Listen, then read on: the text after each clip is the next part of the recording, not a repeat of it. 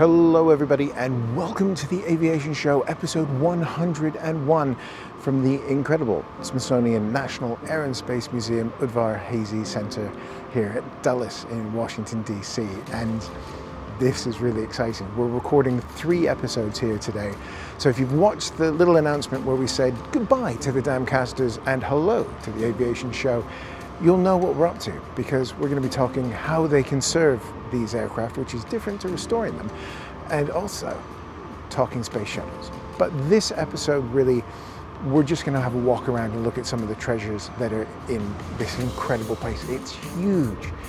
And, you know, if we just span around here, what have we got? In this shot, we've got Concorde, we've got the Dash 80, and chatting to some of the docents here, what we're going to do to start with is basically head up and walk along the gantry before we drop down onto the level before. Now, the original plan for this was for my lovely daughter to be holding the camera and I could be pointing things out. So unfortunately, she's not very well and has stayed in the hotel. And thankfully for you, I'm going to turn the camera around so you don't have to look at me this whole time as we wander around. So I'm really excited about this because the stuff is epic. And yeah, let's get wandering. And many thanks to Alison Wood and the media team for letting us do our thing here and setting up some of the interviews. And of course to our fabulous sponsors at the other amazing aircraft museum, the Pima Air and Space Museum out in Tucson, Arizona, where weather-wise it's probably a bit warmer than here. It's been cold, ladies and gentlemen. And today's warm, tomorrow's going to be cold. So there's the English bit about talking about the weather sorted. But yeah, let's start having a wander up here because the view is extraordinary. And I can also get out of other people's shots, which will be good for them. But if we head up, we have whirly death machines like the Robinson R22 hanging from the ceiling over here. And yeah, let's spin this round because this is really quite something. And let's push the button because when we start looking from up here, the collection is extraordinary. So down on the side we've got Super Constellation,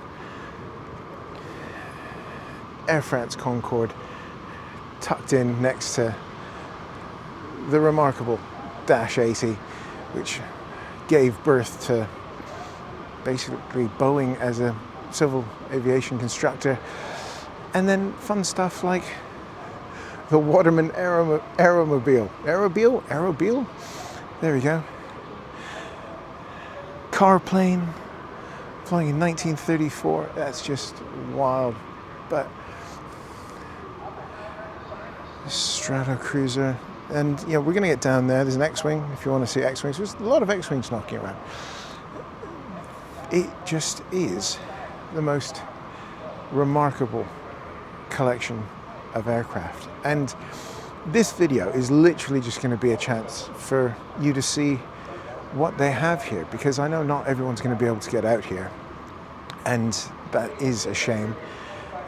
Even though it's weird times, we'll be able to just take you around, show you some of the things. You're going to see some snippets of the Japanese collection. Now the German stuff is right below us once we cross this bridge in a second. So we'll get to that in a minute for everybody who wants to talk about push me, pull you airplanes and all that good stuff. But this, let me just do this with the camera. It is absolutely huge. And it's absolutely rammed. I'm saying absolutely a lot, but I'm blown away by just the scale of it. I didn't know how big it was going to be. I knew it was going to be big because if you're going to squeeze in 707 size aircraft, the Enola Gay down there, and all kinds of other stuff, it's going to have to be a big old place. But it is a really remarkable facility and at a nice temperature, which is nice because, like I said, the weather's been a little bit tricky. So up over at the back we got the Hellcat. There's Enola Gay. We're going to look at her in a little bit more detail later because on this little gantry here you can look straight into the cockpit, so we'll get that in as well. But then get along the top. There's a P-47 hiding down there. And then we have the Japanese aircraft, which we'll look at. I'm really excited to, I don't know, quite simply mispronounce the names of all the aircraft that are down there. Now, tucked up over there, and I'm gonna zoom in because there you have the aircraft that so many AV geeks would love to see, and this is kind of the reason we've come up. So there's the Horton 229 flying wing sat up there. The swastikas were added not by the Germans, interestingly enough, but were added by the Americans to just show you what it is. There's her wings, if I bring this down a bit there. And we're going to be talking to Malcolm Cullum later about conserving these aircraft. Now that thing sat in a shipping container for many years, and I'm going to want to know why. But it's quite something to see. So let's bring this back out here. And down there as well, the star of Godzilla -1, the Shriken. We'll go down there and murder that pronunciation in a little bit as well. Black Widow there, and as you can see, it is holding all of its original colors. Now, if we spin this around here, through there is the conservatory hangar where Flakbait currently resides. So hopefully we'll get over there in a minute. In a number of ways. Yeah, Bird Dog. Then on the ceiling we got Corsair. Kitty Hawk? I think so, P-40. I'm wearing my P-40 t-shirt. Let's give that some love. There we go. Check out Matt. Oh, there we go. It's just sticking to my face. Check out Matt Waters, who does our fantastic gift cards. If you sign up to become one of our Patreon supporters, you'll get one of those. There we go. Let's walk around the lifts. Because over here we got the jets. Oh, hang on. There we go. We got the pea shooter. Let's get a look at this.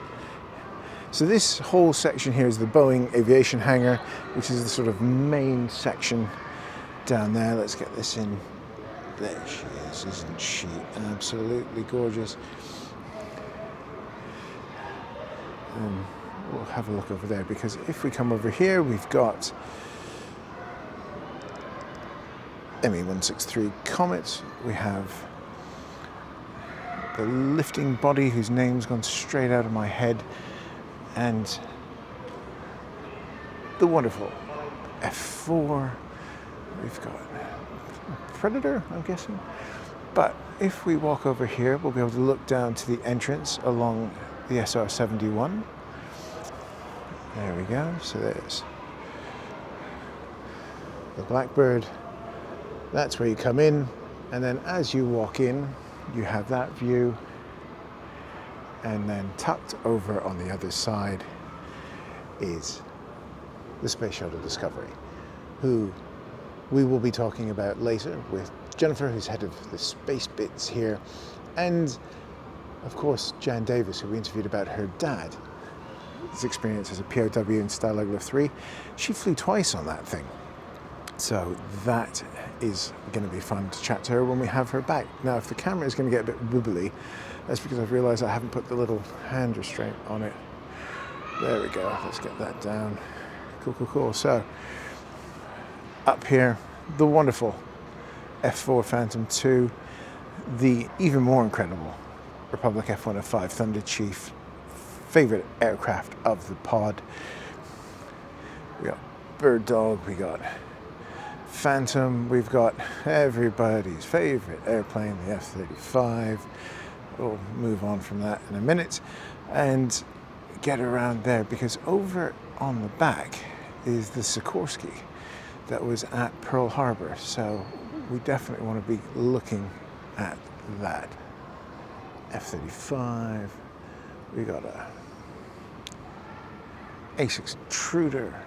Over there we've got Prowler. Blue Angels F-18, and then all the jets.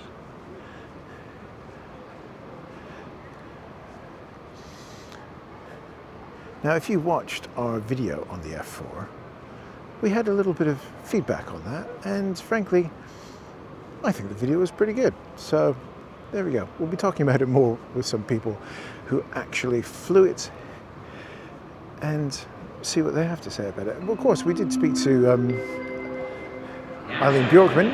Oh.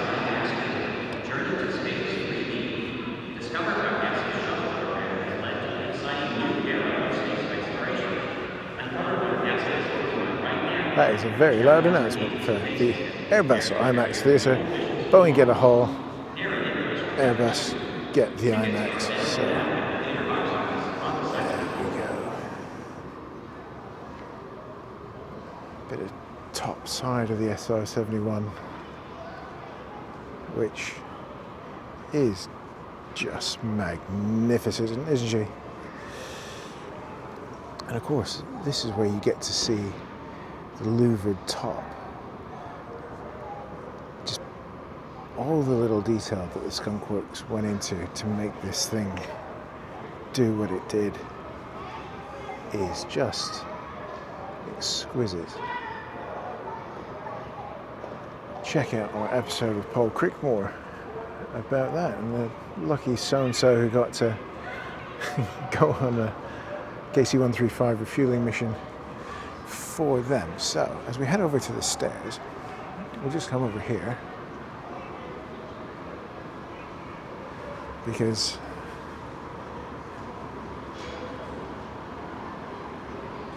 there's the German stuff. And a Helldiver, cool. Can we have a look at that in a second? Right, let's get downstairs. We're going to be coming back to this in a minute, because let's head over here and do a big old loop this way. Because if we walk over here, if we look up, beautiful Lizzie hanging from the ceiling. Everybody loves a Lizzie. But basically, if we start over here, we have the old stuff, which, to be fair, yesterday when we were at downtown, we did get to see the oldest of old in the Wright Flyer, which was pretty cool. Some A2s up in there. This for Aviation. But the reason we want to come over here is they've got a spot up on the ceiling, which you have to have a look at. So, very scary. M1 Messenger.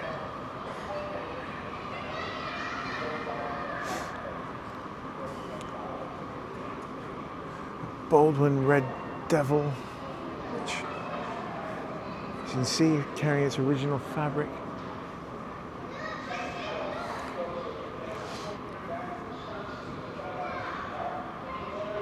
Curtis M8.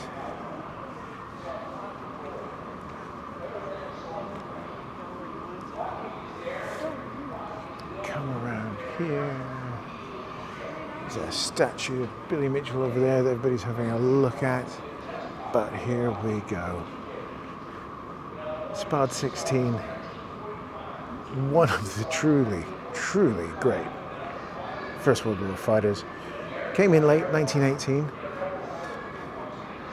But two-seaters, guns in the back. I do like that sort of Bristol fighter-esque sort of feeling to it. And then over here, you have to look at the sign for this one because it's terribly German. Hasselblad CL4, same sort of thing. I mean, just the camo on it is just delicious, and on the underside of the wings.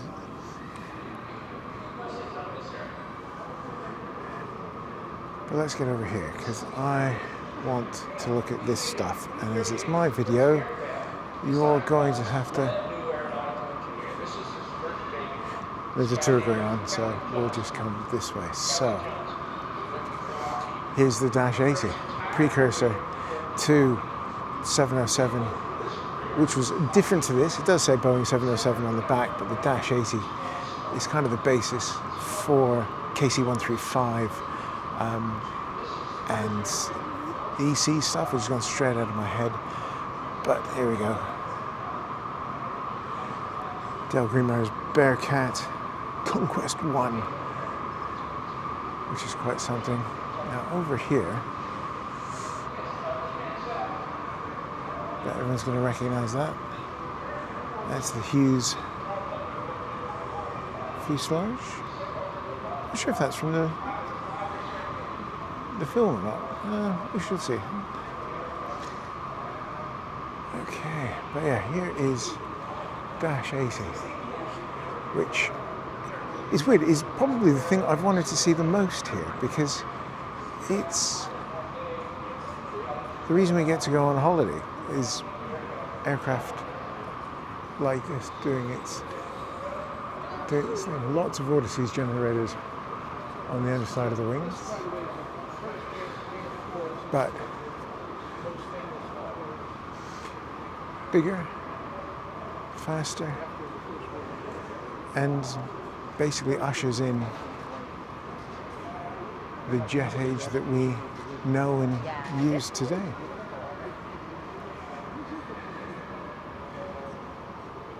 And you know, it would be really cool to see this thing next to something like a Comet, just as a size comparison, because this thing is of very large proportions, but you can see also quite heavily rudimentary with all of the actuators for the flaps on the outside. Pratt & Whitney JT something or others in there. So let's get this camera working. If we come around the front,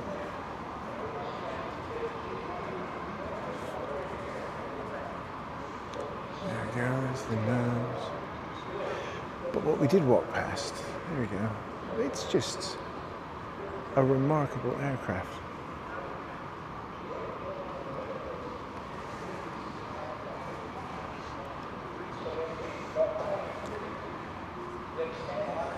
We'll get around and have a look at the nose. I told everybody else to 5,000 gallons of fuel. It's already transferred to other aircraft in the air. This aircraft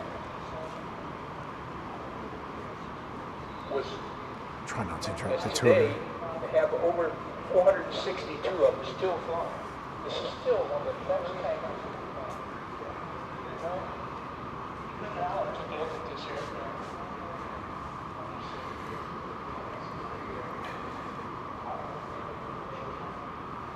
But yeah, it is really, really cool, and I'm glad we're able to get around and have a look at it. Now, maybe someone can tell me in the comments, is this the one that got rolled? I think it was, which is quite a way to sell the airplane. I could be wrong. Feel free to lambast me. Everyone else seems to lambast me quite a bit. Mustang 3 up there in race config. Okay, now we've looped around here. Little tribute here to Eagle Squadrons. Friend of the show, sponsor of the show. Scott Marchand is working on quite a bit to do with the Eagle Squadrons, so we'll have him on to chat about that. And I have absolutely no clue what this is. Let's have a look. This is the Olmsted Pusher. Built in 1912. There we go. Who knew? Charles Ed Olmsted. Experimental aircraft. Features some far-reaching aeronautical concepts. It was never completed to reach its potential. Wow. There you go. I've never heard of that before. If anyone knows more, get in touch. We can do an episode. Okay, there you go. Mustang on the side. Everybody loves a Mustang. Okay, we've been around here. Let's whiz round this way.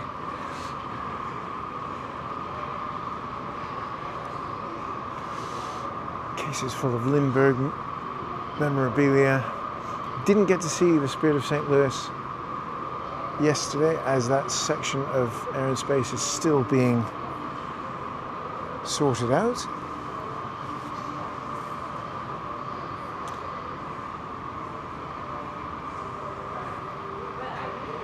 So let's head That if it over. sparks your attention. This way?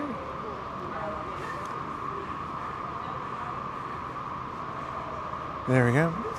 Here's Felix Baumgartner's capsule that he jumped out of, which, yeah, it looks, Felix, it looks perfectly serviceable. Why the hell would you want to get out of it? Okay, and if we come over here,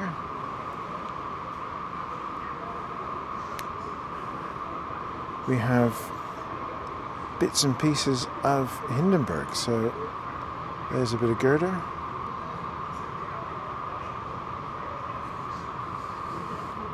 And then when we come down here, there's a little bit of the fabric. Fantastic silvery doped color that it held. Fuel tank from the Norwich. Grumman Goose. Everybody loves a Grumman Goose. Everyone would love to have a Grumman Goose. There's the Breitling Orbiter gondola.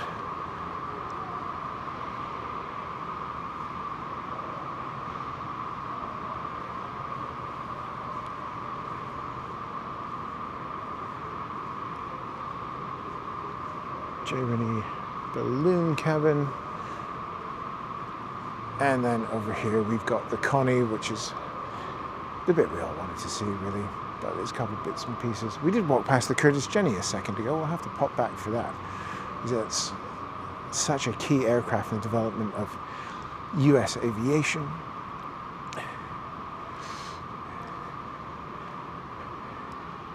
Right. So here's a Curtiss F9C Sparrowhawk, which, if you look up here, has the dirigible attachment, which would have connected it to the Akron and the Macon, and this would have been one of the Parasite aircraft for that. Piper Apache up back in there. Here's the Douglas M2, which was the aircraft that Douglas came up with to try to one-up the venerable DH-4. And then here's Colonel Byrd's Fairchild from the Antarctic trip. Let's get around this side. Sorry if I keep interrupting myself, it's because I keep looking up at the Connie, because, I mean, it's beautiful. My wife's favourite airplane.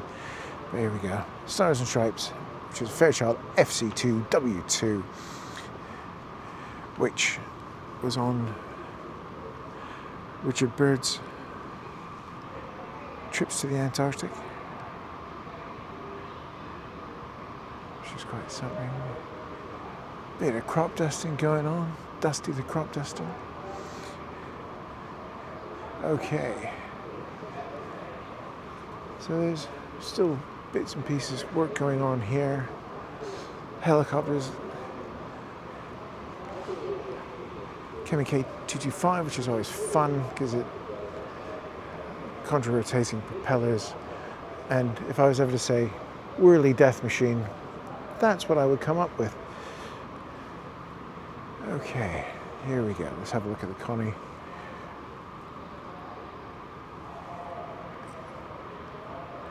Lockheed knew how to put some beautiful lines on their aircraft, didn't they? Not just the stuff that came out of the Skunk Works. How are we doing for time before we have to meet people? Loads of time.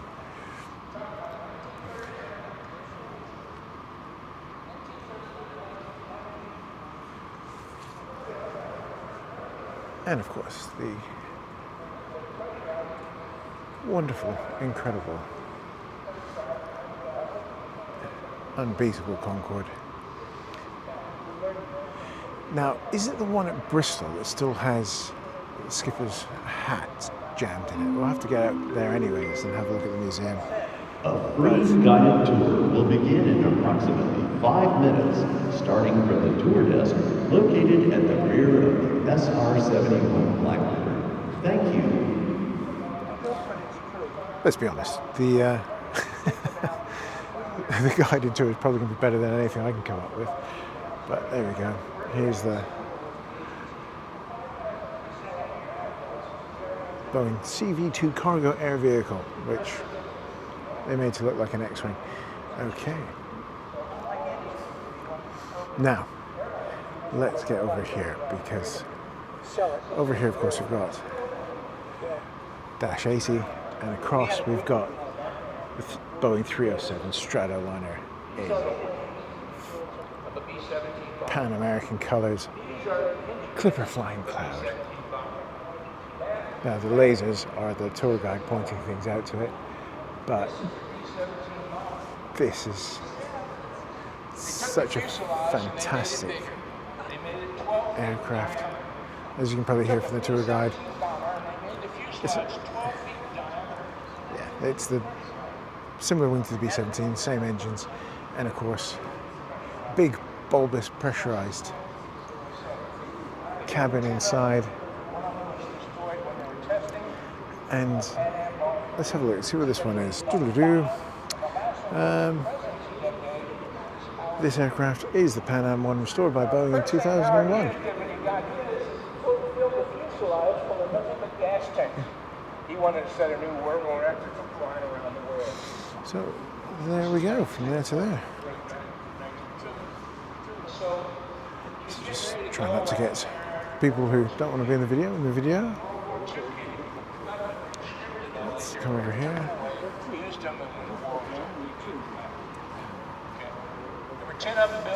Amelia Earhart's flight suits, which everyone wants to see. And personal favorite here, Blanca CF. Blanca made so many of their aircraft out of wood. My uncle had Super Viking. Plywood rocket, he called it. Incredibly fast, didn't weigh anything. That's the back of Amelia's flight suit.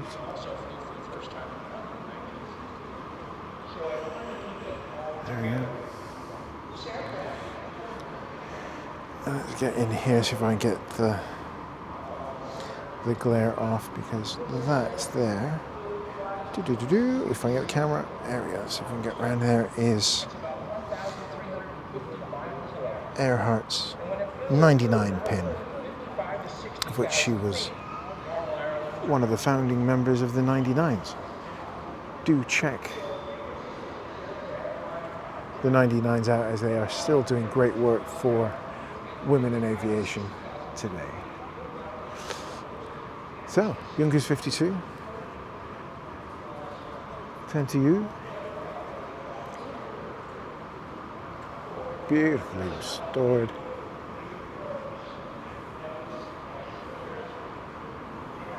How you doing, sir? Very well, how's you? Well, great. Anything I can help with? No, good. Just having a wander around, filming for everybody back home. All right, cool.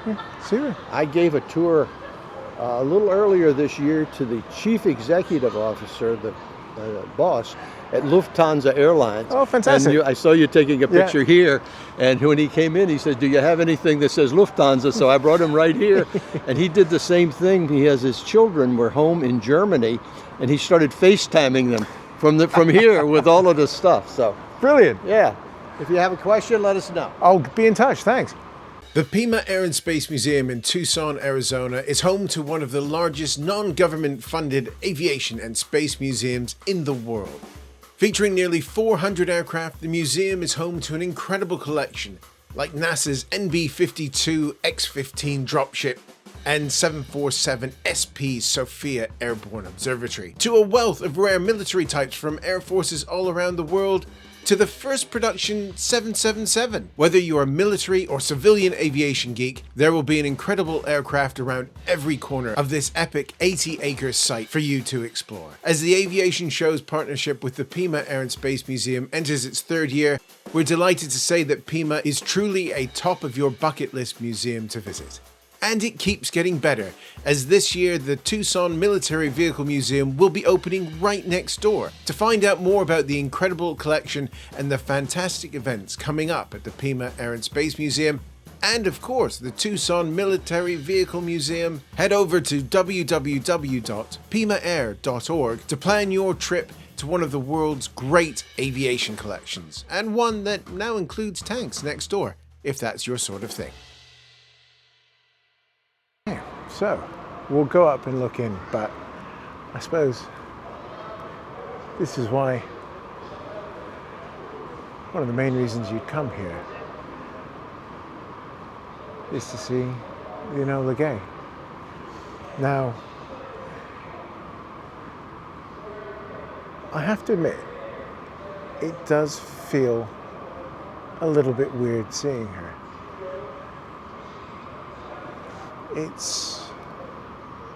Now, don't get all sort of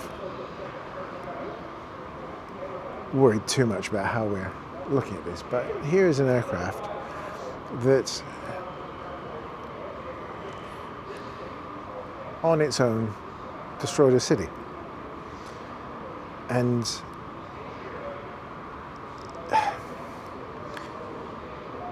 it's an interesting feeling to see it. So, do the AV geeky thing. So, Enola Gay. Sorry, I'm a bit distracted because they've got lots of bit of flak bait down here, which, how cool is that? But anyways, yes, Enola Gay. B-29 silver plate, specially adapted to carry the first atomic bombs, which means she is missing some vital bits and pieces of equipment. So if we come around here and we look down, you'll see she doesn't have any of the turrets on the underside. I think there's only one on the top, basically make it lighter to cope with it. But here is the aircraft that ushered in the atomic age. And it is an odd thing to see. Let's have a wander around the other side. Because, you know, I like the B-29. You know, see our video with Ben Skipper where we go through it. It is an incredible achievement, ordered off the drawing board by Hap Arnold, plagued with problems, engine fires, including the one that crashed during test into a factory or a house, killing Boeing's chief test pilot. But then within a few short years, two of them are able to end the war in the Pacific, sneaking in as a weather flight and doing its thing. P-38 Lightning in on there. Let's go around this way. Nope, Hap Arnold display. There we go. There's Hap Arnold's 9th Infantry uniform. Shotgun. Dress cap. There we go.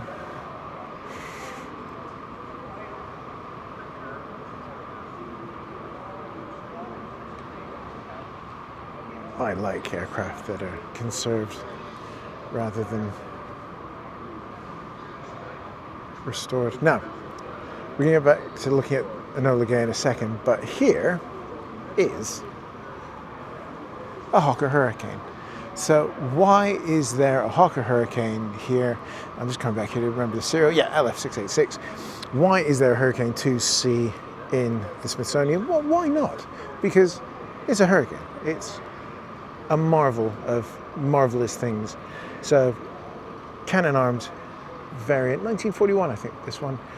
And the reason this particular hurricane is here at the Air and Space Museum, Udvar-Hazy Center, is because the RAF Museum swapped this particular hurricane for Hawker Typhoon MN235, which is in Hendon. So the last surviving Typhoon, which was sent to the States for evaluation and promptly crashed during that evaluation. And the reason why it survived the scrappers was because it was here. Got swapped for this beautiful bit of Hawker's goodness just on that. So here we go. If we come back this way, we can actually see. Yeah, I was wrong. All the turrets off of the Silver Plate B-29. The R on the tail for the special atomic unit for dropping of the bombs, which I can't remember right at the moment. Here we go, we'll get in a bit closer on the Horton. It is so small. Like crazy small. There we go, just sneak around the steerman to get a shot up the front. There we go, come on camera. These gimbally things are great until they don't want to gimbal. Ladies and gentlemen, it is not big. I mean, I couldn't get anywhere near in that at all. But it is quite something to see. Right, let's get round this side. XR4C, von Sikorsky, the daddy of old school. Helicopters, oh, there's an HFAR. Basically, 5-inch rocket. There we go. Everybody loves an A2. Goodness, we've been going for 30 minutes. We've only covered like a teeny tiny bit of this. Black Widow. Let's just spin around up here.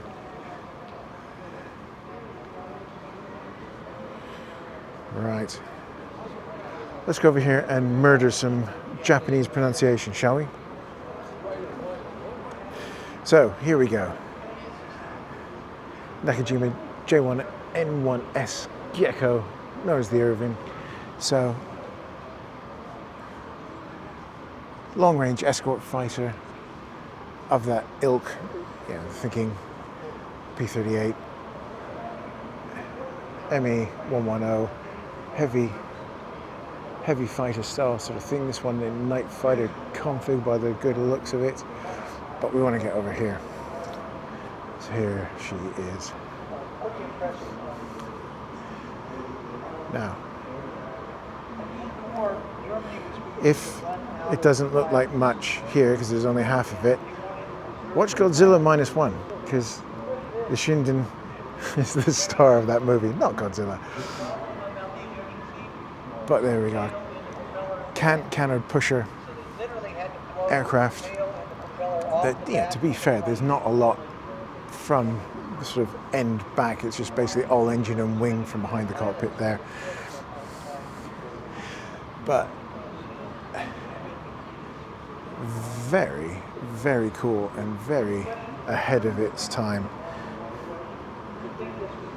And I cannot recommend Godzilla -1 enough, because it is a really, really great movie in its own right, not just because of the AV Geek bit. So then we got Ki-45 Kaikoru. There we go. You see the upward firing cannon. Give somebody a During the restoration, Nasty. on a number of interesting things was Nasty surprise. this aircraft was built in Actually, Sheeran. And then, yeah, tucked in back there, which you can't really see, is the Nakajima Kika, which is the ME262 variant that they built. But, right, see if we can get around to see that as well. Right, the Shindenkai, basically big radio fighter. Cost about $5,000 a ticket. Very, very similar in platform layout to Republic's P-47, but again, big meaty radio fighter. Under this company, he says quickly, looking at the sign. Yeah, it doesn't say. Nor does it say it's armament. There we go. But I love Japanese fighters. You know, everyone goes, oh, 000. The other stuff that they made as well are quite something. So, P-47, we'd know and love. But let's get over here and look at the good stuff, because here we go. Focke-Wulf 190.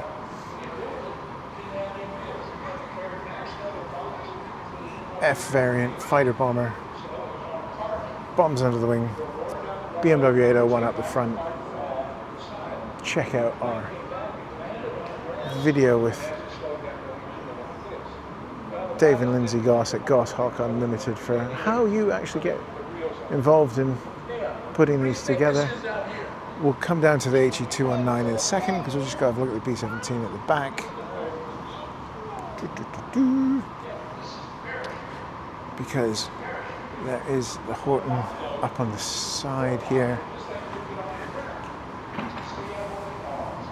So here's the 111, which was the glider that they used to test. Again, you can see it is not big at all.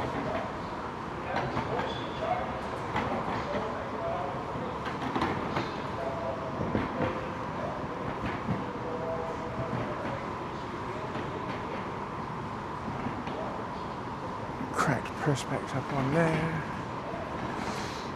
And then down here, for you B-17, that's a shoo-shoo baby. Currently waiting her turn in the queue.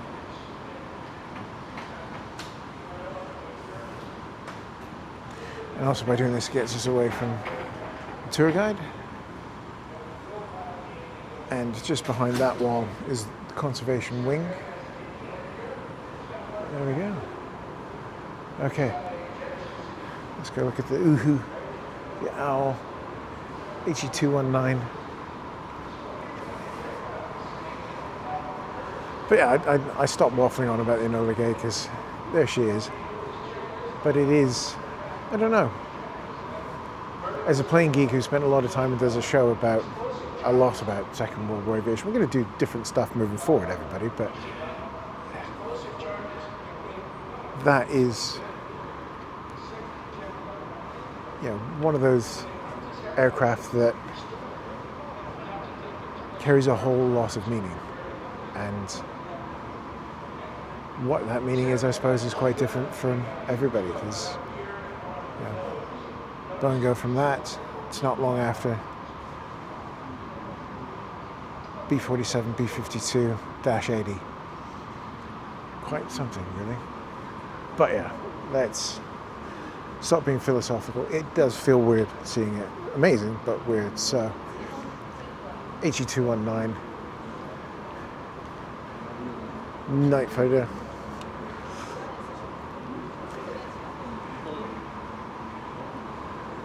Cannon pack on the bottom, 30 millimeters down there. I think they're 20 millimeters firing up. Correct me if I'm wrong, dear listener, viewer in the comments. But there you go, newly, I think this was just completed a few years ago. But there are the radar elements.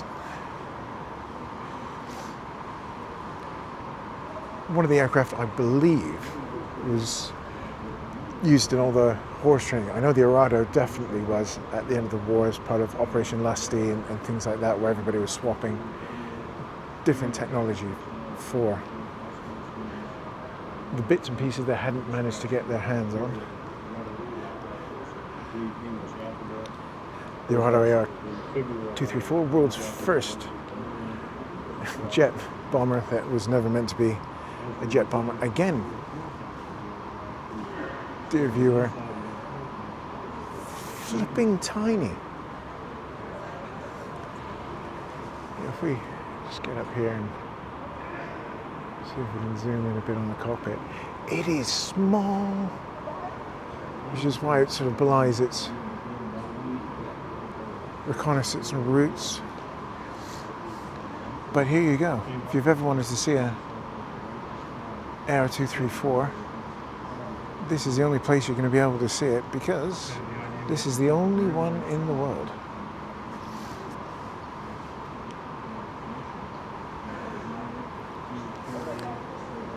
But yeah, I honestly did not think it was going to be this small. I'm trying desperately to remember what Winkle Brown said about it. I think he liked it. There we go. Should text Paul Beaver beforehand. But there is.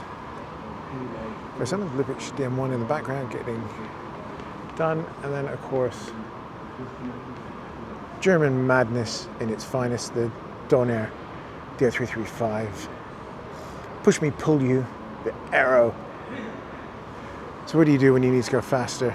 Well, you put engines on both ends and just turn it up to 11. So you've got two DB603s, one up the front with the annular cooler, and then up at the back you've got the second one behind the pilot.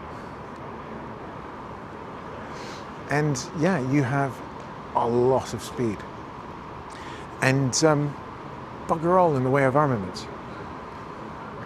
One MK-103 30 mil, couple 20s.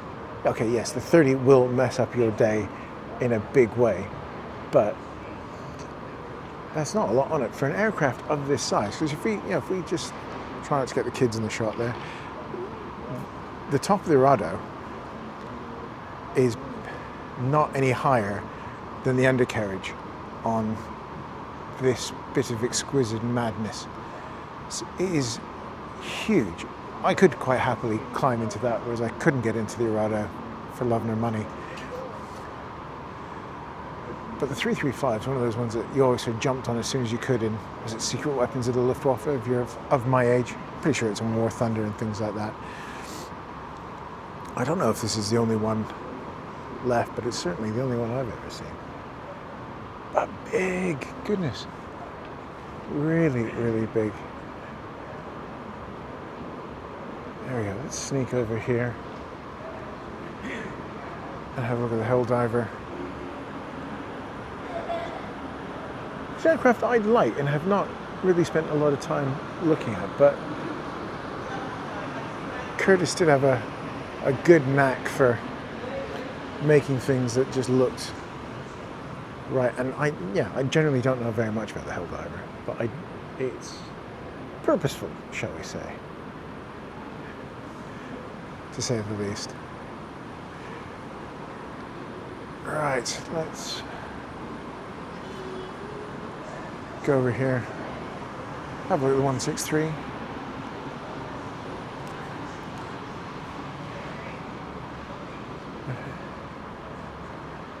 We'll finish up with the Blackbird as they're doing a tour on it.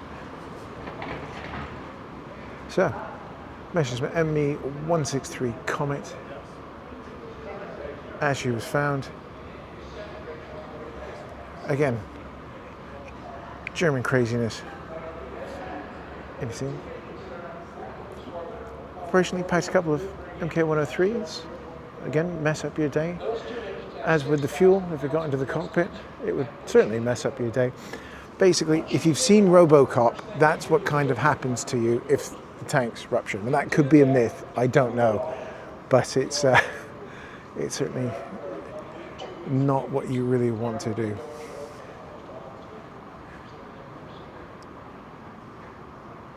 But But I think this one is one of the test artifacts. There we go. But over here, this is where we start getting into some fun. Now, one of the great NASA pictures is Balls 8 with this thing sitting on the ground, and I can't remember what it's definitely a lifting body. It killed somebody. Hello, future Matt here, just breaking in to say that it was Bruce Peterson who crashed in the M2 F3, famously becoming the intro sequence of the $6 Million Man, which he wasn't happy about seeing his landing accident, because the flight up until that point in the M2 F3 had been successful. Just the landing didn't go quite to plan.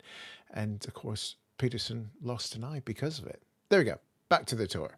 We're going to come back to this. I'm not going to spend a lot of time on the space shuttle, but we're just doing a walk around of what this incredible museum has to offer. And there's Orbiter Discovery.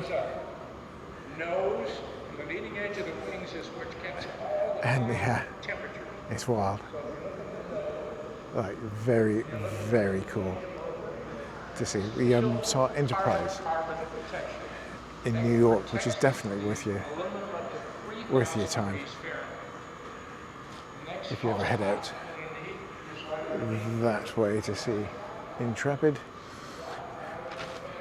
And then if we come here, oops, I'm not showing that very well, apologies. Start up.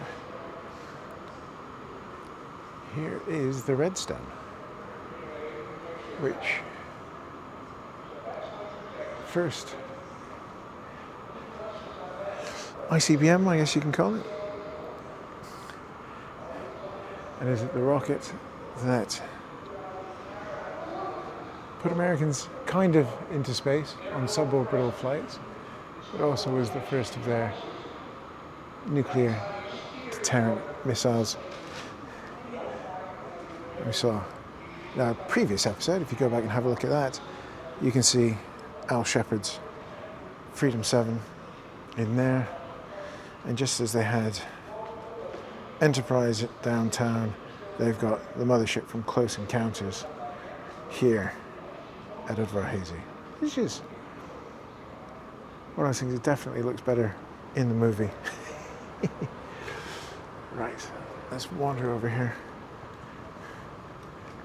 But yeah.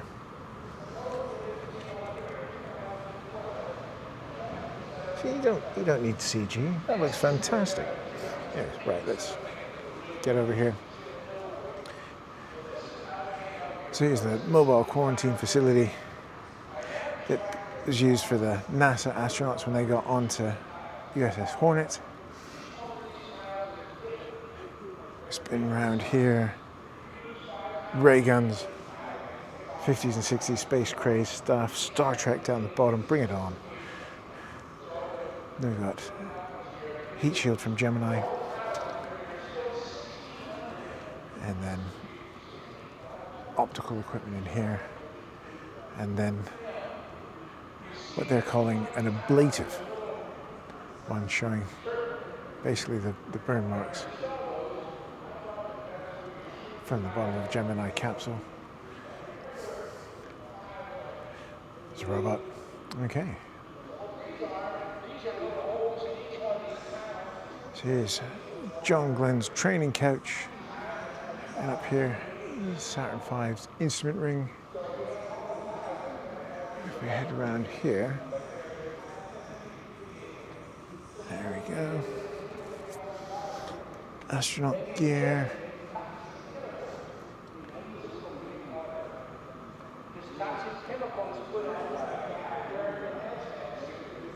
And here is Mercury capsule, Freedom 7-2. Same Freedom 7-2. Oh, this was the one that was going to fly after Gordo Cooper's flight, but isn't there. Here's Big Joe, which was the Mercury capsule test object. Starting right here, going back, this is the cargo bay doors. And then here is the... Okay, we're going to pivot up because this is great. So North American, when they were developing the Gemini capsule, thought that maybe you could paraglide it home. Isn't that wild? Granted, that didn't happen. Thankfully, for everybody who flew on Gemini. There's another boilerplate episode which we talked about in our chat with Stu at the Wings Museum. And we'll just walk around from the opposite side of that. There's us. Do a bit of waving. And here's Discovery. And it is big. So, crew compartment sort of here, just behind the front bit, so not a lot of room in there whatsoever. Payload bay, sort of the great idea to make space affordable, and was one of the most expensive launch vehicles ever used by NASA. It's reusable to a degree, because these little tiles, which I'm sure we'll talk about with Jennifer, were a pain in the ass. So over here we've got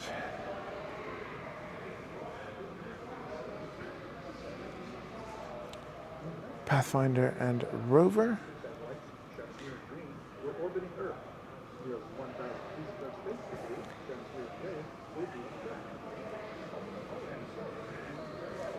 And lots of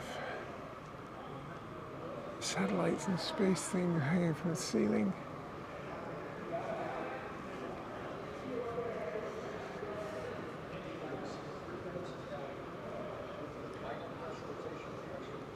Space lab elements that go in the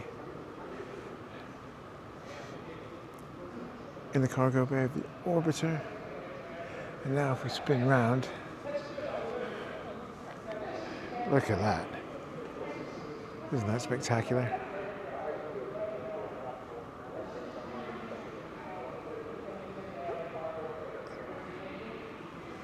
Space shuttles are fantastic.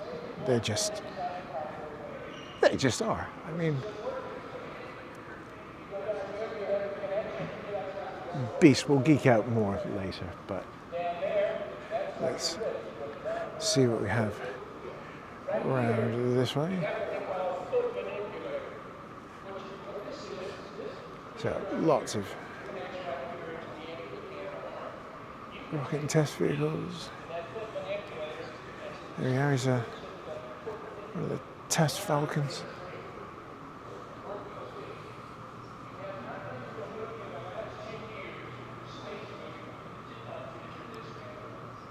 All the commemorative stuff for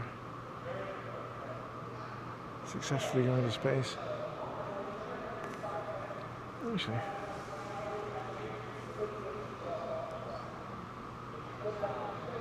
yeah, lots of fun things in here.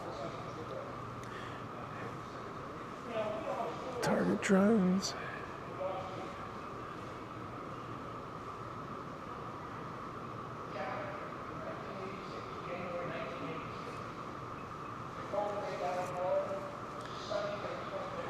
Drone rockets, packed missiles.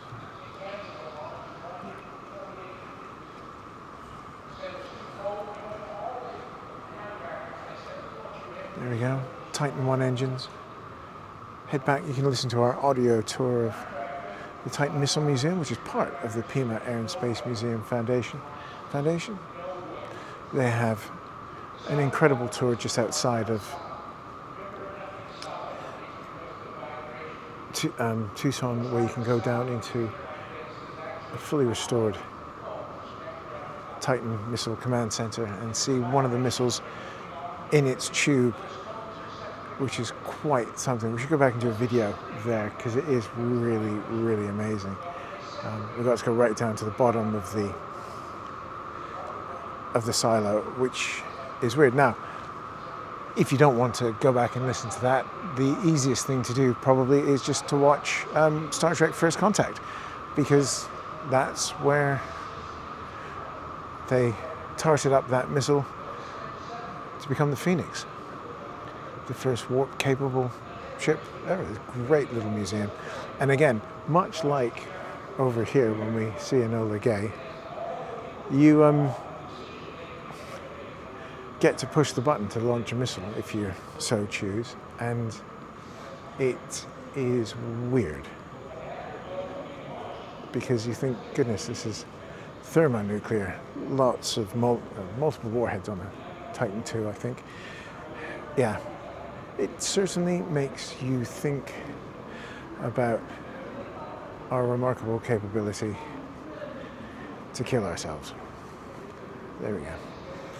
Right, let's go see the thud.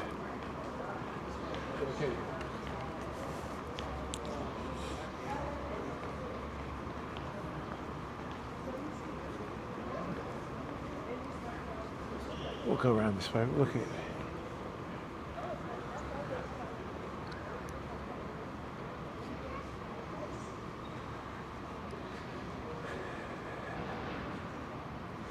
So, up on the top, as we saw earlier, Predator Joan.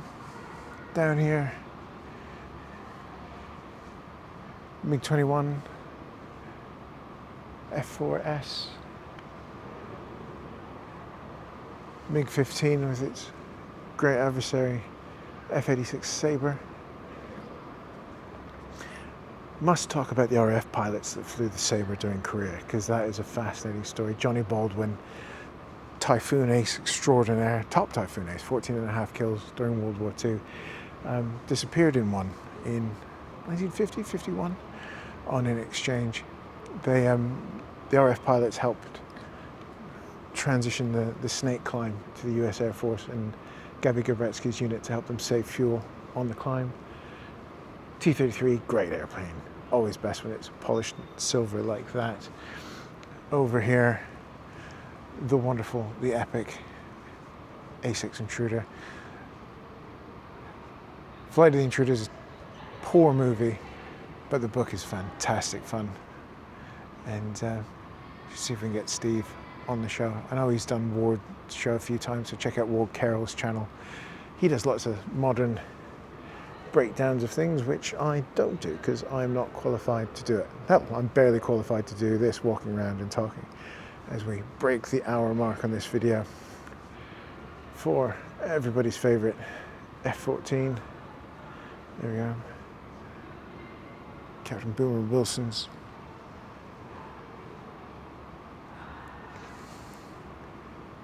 Gear and all his medals, and you're just seeing me in the reflection, sorry about that.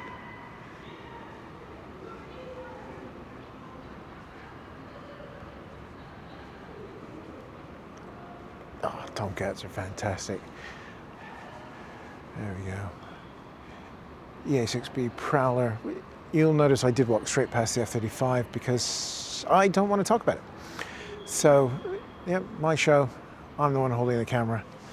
I can do all that sort of thing. Right, we're having to hurry up because we need to go meet people, but we want to get over and see the Sikorsky. So F-18, Blue Angels, F-18C cockpit. There we go. F-100 Super Sabre.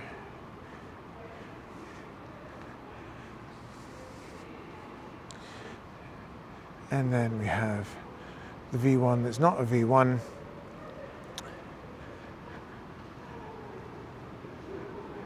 Because it's American-ish. What do they call it? Loon, yeah, there we go. But okay, here we are.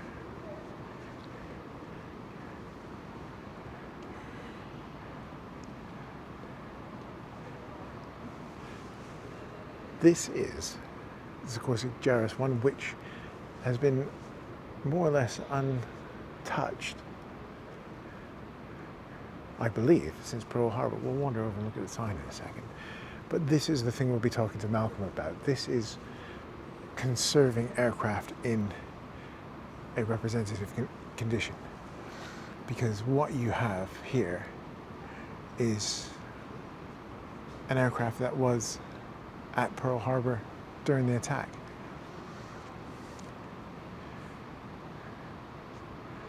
So, one step and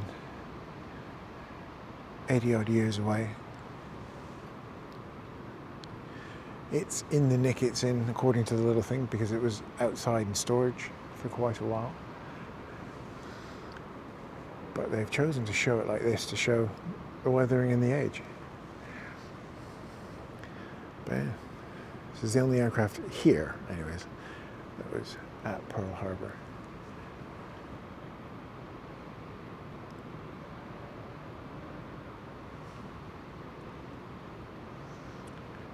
So if we look in here, we can see little remnants of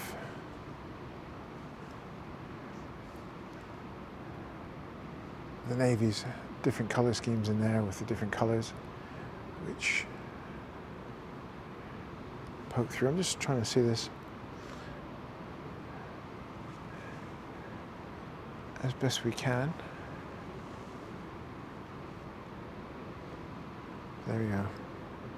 1 degree of separation from Pearl Harbor.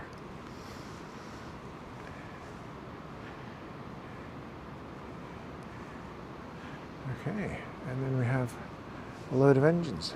There we go. Liberty engine, World War I, Bristol Jupiter. If we head round this way, Napier Lion, an incredible engine. Supermarine won its first Snyder Trophy with one of these in the Sea Lion. There we go, Pratt & Whitney Hornets, bit of Lycoming. We'll whiz down here. There we go, R2000 Twin Wasp.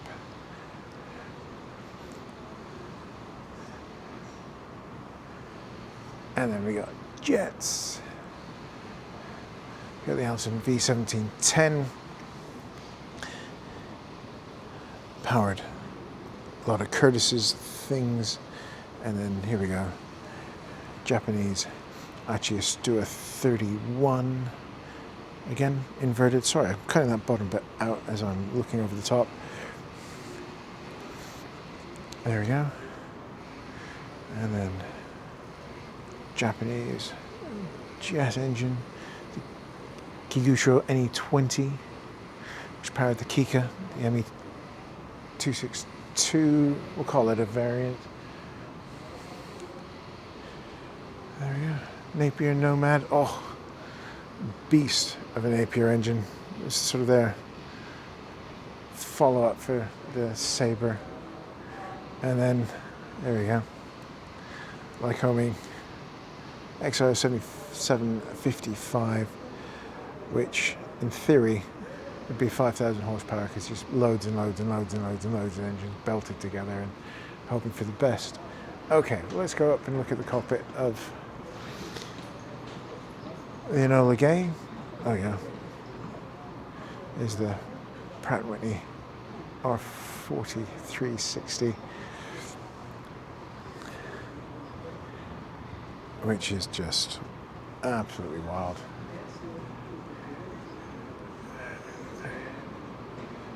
Corsairs and things. Right. Finish up with the stuff down here with a little lovely shot of the SR-71 with the space shuttle behind it. There we go. So let's just have a quick wander up the top and we can wrap this thing up. So there we go. If you're not stood around and taking pictures, which I'm really annoyed that I'm not sure I'm going to have time to do. As I said, my little girl's not very well. You can get around it in 68 minutes, which is something. Let me just turn this around for a bit so you don't look at stairs. This is a phenomenal place. It really is. It's big, out of breath. We've been moving at a pace, but it really is got the most remarkable collection of aircraft I've ever seen. And yes, they're missing a few things. No museum's complete without a Typhoon or a B-58. Go to Pima for one of those. But it really is quite something. So this is going to be me vamping for the next couple of minutes as we get around the side. How are we doing for time? We have time before we need to meet Alison and Malcolm. They do have a Shake Shack. That might be my lunch. So okay, we have some airplanes. Let's spin this around. Here we go, Boeing FB-5. Which is nice.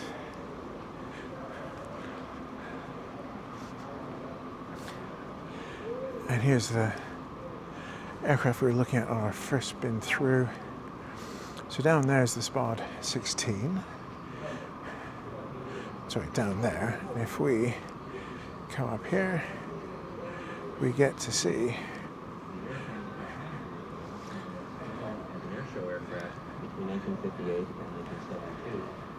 the Newport 28C in Eddie Rickenbacker's colours by the looks of it.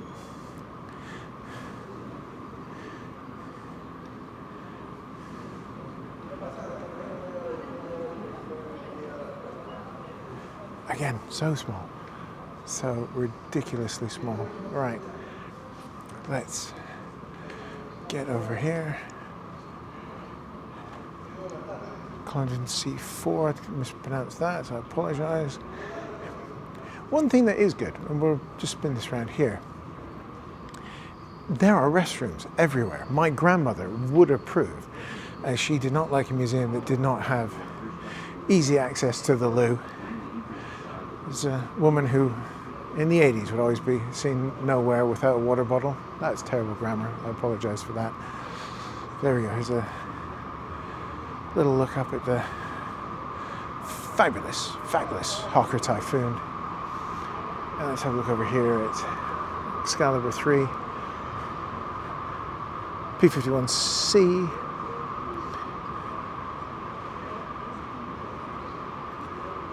Charles Blair flew it from Norway across the North Pole to Alaska in 10.5 hours, which is going some. But also we can have a look at the top surfaces of the Dash 80, which of course this wing, more or less, is still flying today on the KC-135.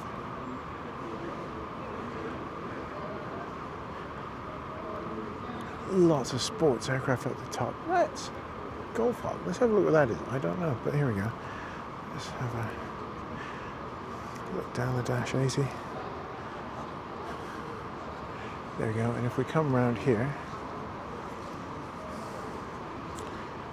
here is Enola Gay from the top.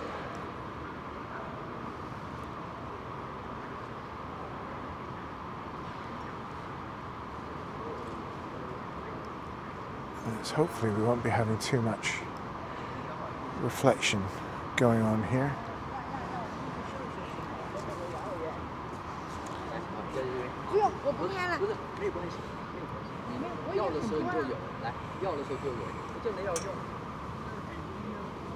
Yeah, a bit too much reflection going on, but there is a cockpit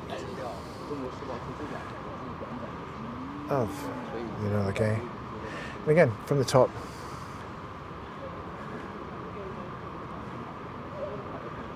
you can see the lack of the two top turrets along there. That mark the aircraft out as one of the special mission aircraft. Silverskin?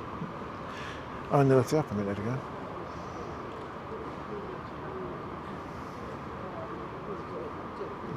It's quite something.